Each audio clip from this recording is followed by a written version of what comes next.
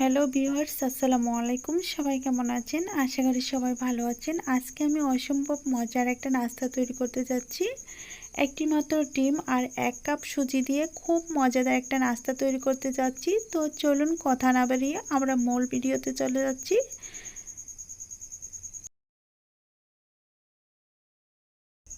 নাস্তাটা রেডি করার জন্য প্রথমে আমি একটা নর্মাল রুম টেম্পারেচার ডিম নিয়েছি। ডিমটাকে ফেটিয়ে তারপর নিয়ে নিচ্ছি। নেওয়া হয়ে গেলে এখানে দিয়ে দিব স্বাদ মতো চিনি। চিনিটা দেওয়া হয়ে গেলে একটা হ্যান্ড উইক্স দিয়ে ভালোভাবে মিশিয়ে নেব। আমি একটা ডিমের জন্য হাফ কাপ চিনি নিয়েছি। দেওয়া হয়ে গেলে দিয়ে দিচ্ছি স্বাদ মতো লবণ। লবণটা দেওয়ার পর এখন আমি একটা হ্যান্ড উইক্সের সাহায্যে ভালোভাবে বিট করে নেব। আর এটা অবশ্যই ভালোভাবে মিশিয়ে নিতে হবে। চিনিগুলো অবশ্যই গলিয়ে নিতে হবে, এতে করে পিঠাটা খুব সুন্দর এবং ফুলকো হবে। আমি 3 থেকে 4 মিনিট বিট করে নিয়েছি, এতে করে এরকম একটা অবস্থায় এসেছে। এখন আমি এখানে অ্যাড করে দেব 1 কাপ ময়দা। ময়দার বদলে আপনারা আটাও নিতে পারেন। আমি ময়দা নিয়ে নিচ্ছি। ময়দাটা দেওয়া হয়ে গেলে একই বাটি দিয়ে আমি হাফ কাপ সুজি দিয়ে দিব। আপনারা সাথে এখানে অ্যাড করে নিতে পারেন পাউডার দুধ অথবা লিকুইড দুধ। আমি কিছু দিয়ে দিচ্ছি না। তারপর আমি একটা হ্যান্ড উইক্সের সাহায্যে ভালোভাবে ডোটাকে রেডি করে নিচ্ছি। আপনারা চাইলে এই কাজটা হাত দিয়েও করে নিতে পারেন। আমি কিছুক্ষণ হ্যান্ড উইক্সের সাহায্যে করে নিয়ে তারপর হাত দিয়ে ভালোভাবে মাখিয়ে নেব। তো আমি এখন হাত দিয়ে ডোটাকে সুন্দরভাবে মাখিয়ে নেব। দেখেন খুবই সুন্দর হয়েছে। আমার একটা ডিম দিয়ে এরকম একটা সুন্দর একটা ডো তৈরি হয়েছে। এখানে 1 কাপ ময়দা হাফ কাপ সুজির জন্য একটা ডিম হলেই চলবে।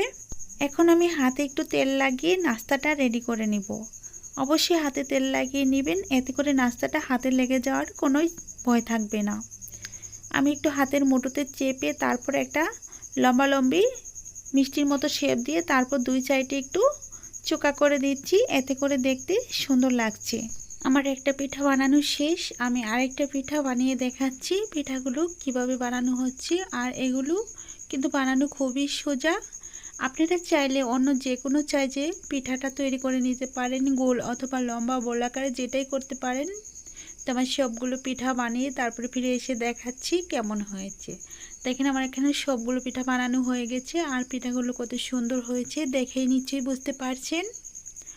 এখন আমি সবগুলো পিঠা নিয়ে চুলার কাছে চলে যাব। আমি চুলাতে আগে থেকেই একটু তেল বসিয়ে রেখেছি। তেলটাকে হালকা গরম করে নিয়েছি। আমি গরম তেলে পিঠাগুলো দিয়ে দিব। এই পিঠাটা বানানোর জন্য একটা বিষয় মাথায় রাখতে হবে, তেলটা কিন্তু হাই হিটে গরম করা যাবে না, এতে করে প্রথমে একটা কালার চলে আসবে আর পরবর্তীতে পিঠাগুলো একদমই লালচে হয়ে যাবে, দেখতে ভালো লাগবে না, খেতে তিতো তিতো লাগবে। তার জন্য মিডিয়াম আঁচে পিঠাগুলোকে সুন্দরভাবে ভেজে নিতে হবে। আমি পিঠাগুলো দেওয়ার পর 3 থেকে 4 মিনিট পিঠাগুলো ভাজার পর পিঠাগুলো পুরোপুরিভাবে রেডি হয়ে গেছে। আর পিঠাগুলো দেওয়ার পর কিছুক্ষণের মধ্যেই পিঠাগুলোর মধ্যে একটা ফাটল সৃষ্টি হবে। যে কোনো একটা সাইড থেকে পিঠাগুলো ফাটতে শুরু করবে, তখনই বুঝে নেবেন যে আপনার পিঠাগুলো ঠিকঠাকভাবে রেডি হয়ে যাচ্ছে। তো আমি একইভাবে পিঠাগুলো 3 থেকে 4 মিনিট ভাজার পর পিঠাগুলো আমি নামিয়ে নিব। আর আমি খুব আস্তে করে পিঠাগুলো নেড়ে চেড়ে ভেজে নিচ্ছি। আর পিঠাগুলো কালারটা অনেকটাই পরিবর্তন হয়ে এসেছে। আমি আরও 1 মিনিটের মতো ভেজে তারপর পিঠাগুলো নামিয়ে তারপর সার্ভ করে দেখাচ্ছি পিঠাগুলো কেমন হয়েছে।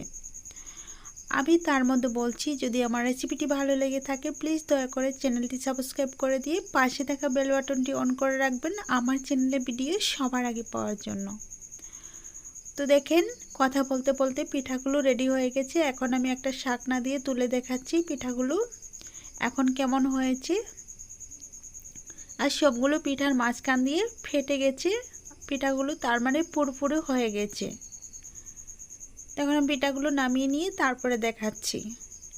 দেখেন পিঠাগুলো খুব সুন্দর হয়েছে আর খেতে কিন্তু অসম্ভব মজার।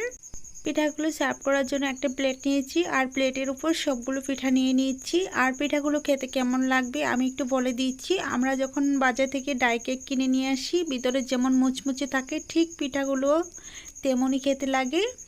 একটা পিঠা আমি ভেঙে দেখাচ্ছি ভিতরে কেমন হয়েছে। আর পিঠার ফাটল দেখেই বুঝতে পারছেন পিঠাটা কত সুন্দর হয়েছে আর কতটা পারফেক্ট হয়েছে। এখন একটা পিঠা ভেঙে দেখানোর পালা। আর ভেঙে দেখাতে দেখাতে আমি বলে দিচ্ছি, যদি আমার রেসিপিটি ভালো লেগে থাকে প্লিজ দয়া করে চ্যানেলটি সাবস্ক্রাইব করে দিয়ে পাশে থাকা বেল বাটনটি অন করে রাখবেন আমার চ্যানেলে ভিডিও সবার আগে পাওয়ার জন্য।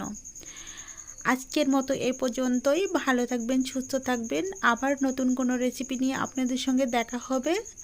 ততক্ষণ পর্যন্ত খুব ভালো, খুব সুস্থ থাকার চেষ্টা করবেন এই কামনা করে বিদায় নিচ্ছি।